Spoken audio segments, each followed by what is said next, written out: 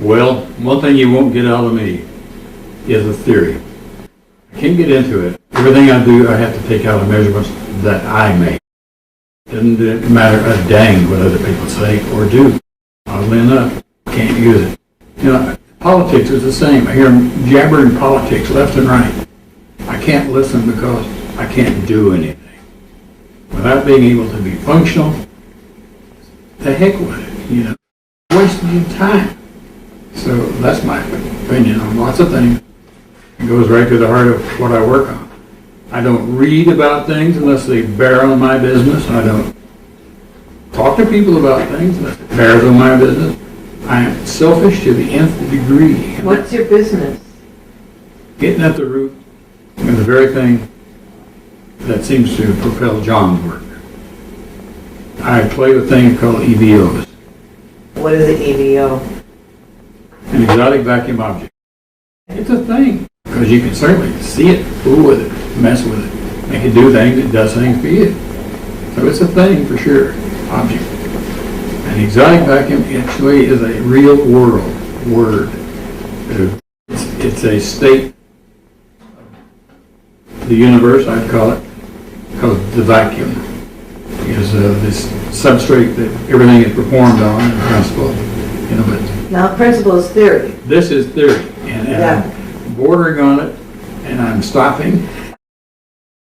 But I wanted to introduce you to the interface that I have to play with.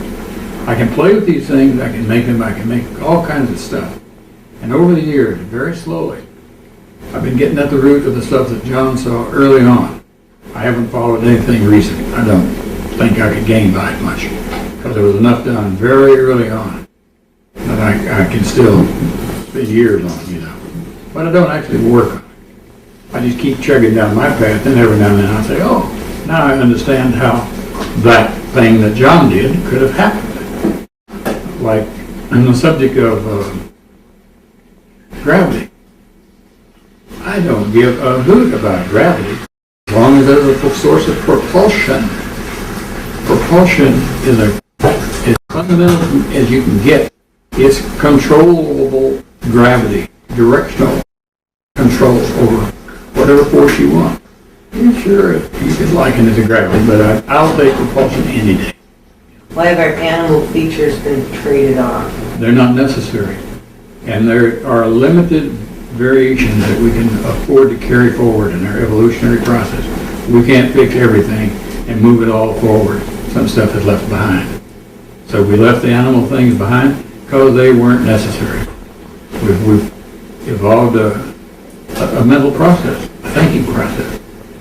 We are able to view the scene and make determinations about what's going to happen. Boy, that's pretty good. It's not exactly what you call precognition, but it's darn useful. What about those that have precognition? Or not. I don't know. That's an argumentative field. I used to work in it. I did a lot of ESP type stuff.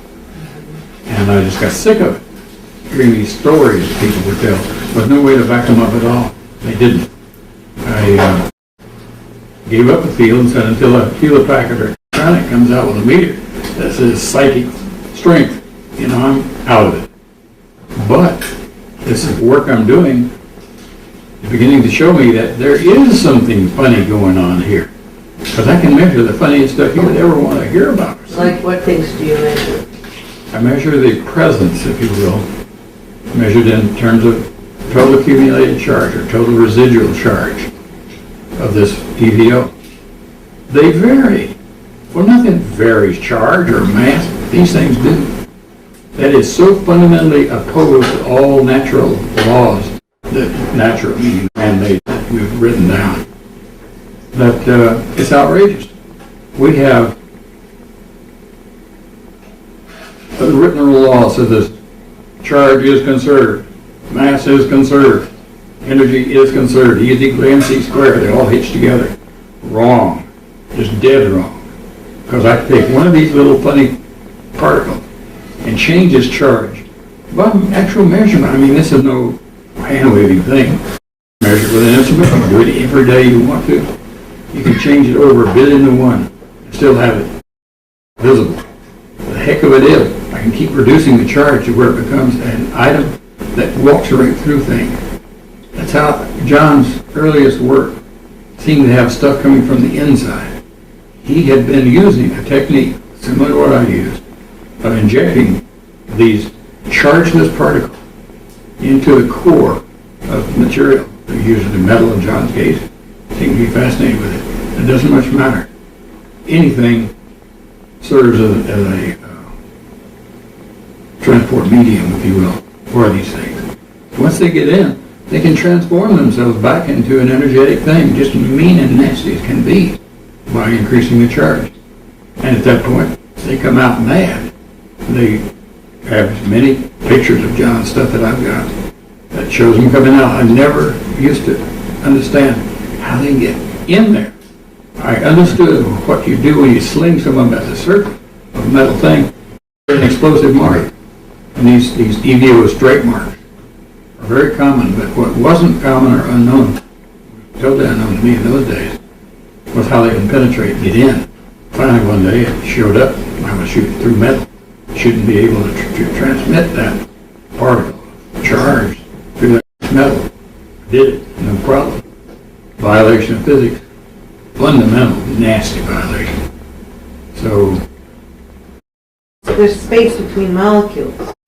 Everything has a space between. It doesn't matter if the thing that's going through has no charge, because its ability to transmit is a function of its charge, like a neutron flies through all this stuff. It doesn't see anything. You don't even talk about space, forget the space between things.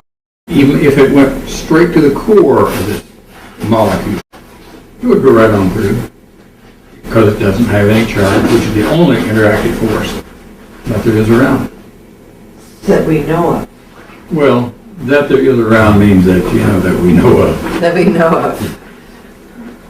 Interesting. No, I've been always fascinated with Ken's work and seeing the incredible photographs that you take of the EVOs.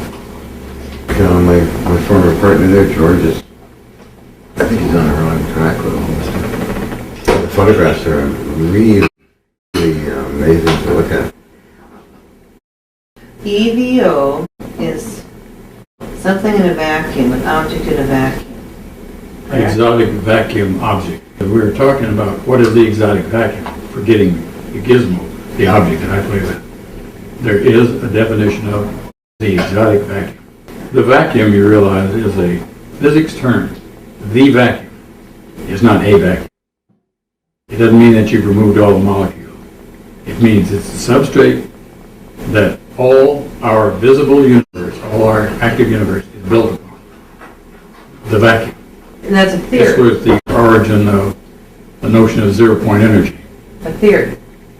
It is not measurable in many senses, but it is postulated as a theory. By virtue of the fact you have to have something for these things to reside on. Things, anything, any molecule, any atom, any particle has to have a substrate.